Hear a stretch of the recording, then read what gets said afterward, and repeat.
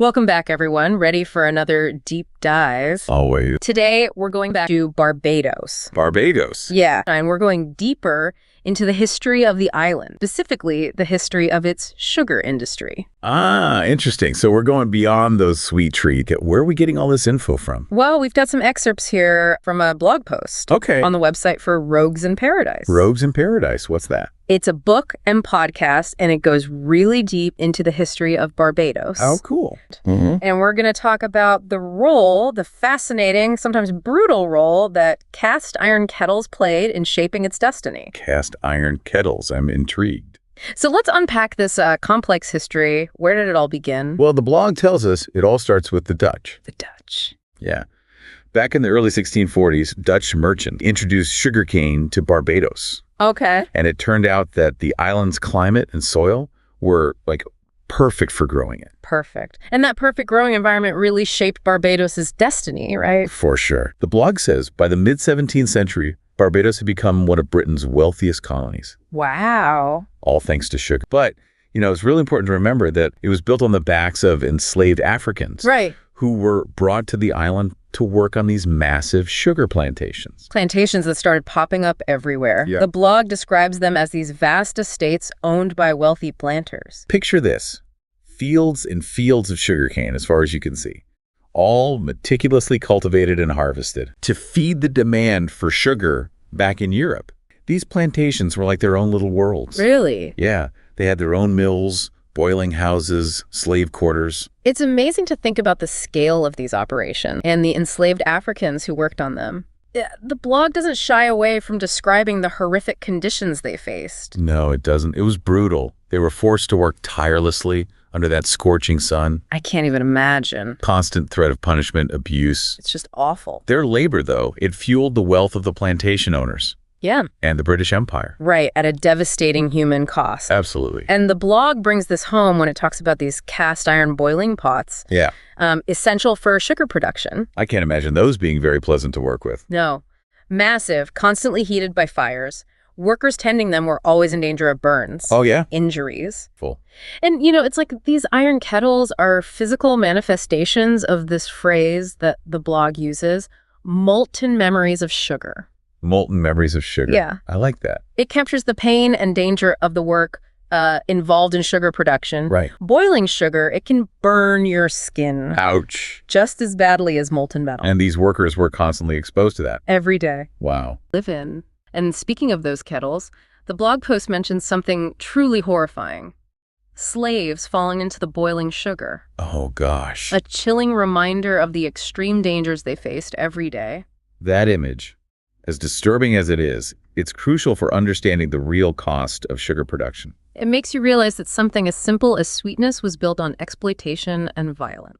A history of immense suffering, but also, incredible resilience. The blog, it calls for us to remember that history. Yeah. To think critically about the human cost of the sugar we consume. Absolutely. And it talks about the resilience and ingenuity of the enslaved Africans and how they preserved their cultural traditions, their skills, which continue to influence Barbados today.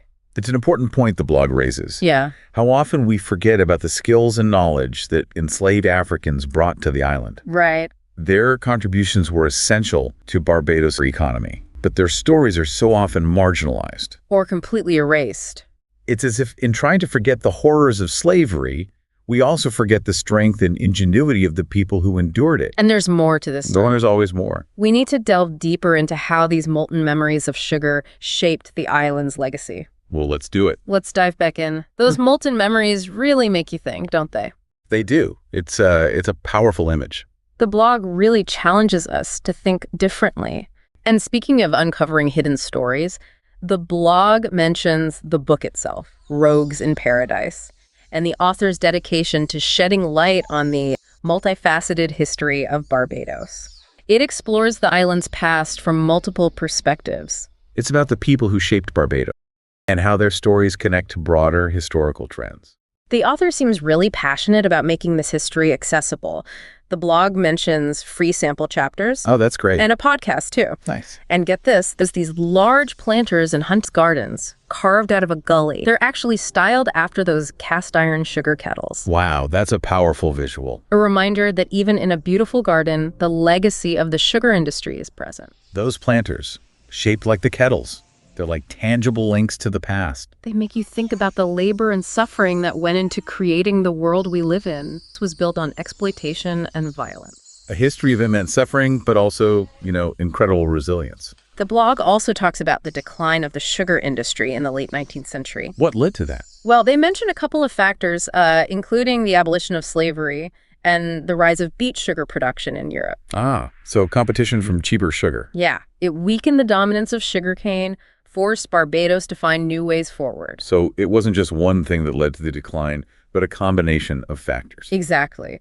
But what I find hopeful is how the blog highlights that modern Barbados is actively working to preserve historical sites, to educate people about this complex past. Museums, cultural tours, they offer valuable insights into the lives of the enslaved people. The blog really emphasizes the need to recognize the role of enslaved Africans. These were skilled artisans, farmers, innovators. Their knowledge of agriculture, their craftsmanship, their cultural practices, it all contributed to Barbados's heritage. It's a reminder to look beyond the simple narratives, to recognize the diverse contributions of all people. And the blog also points out some of the darker aspects. It says that British slave traders refined cruelty to a level exceeding even their colonial rivals. Wow, that's a tough one to process. It forces us to confront the specific ways in which different colonial powers operated. Colonialism isn't just one story, is it? No, it's a complex web of individual stories and experiences. It's so important to delve into those stories, to understand the nuances of history. And that's what makes Rogues in Paradise so fascinating. The blog mentions how the book is full of these true life stories. It gives you a more complete picture. That's what makes history so compelling. It's not just dates and facts.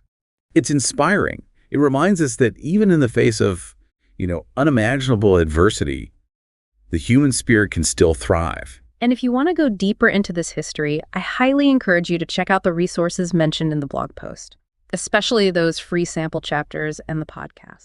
Well, that's about all the time we have for today, but I want to thank you for joining us on this deep dive into the history of Barbados and its sugar industry. It's been fascinating. And until next time, keep exploring. And be sure to register for the book launch at sample.roguesinparadise.com.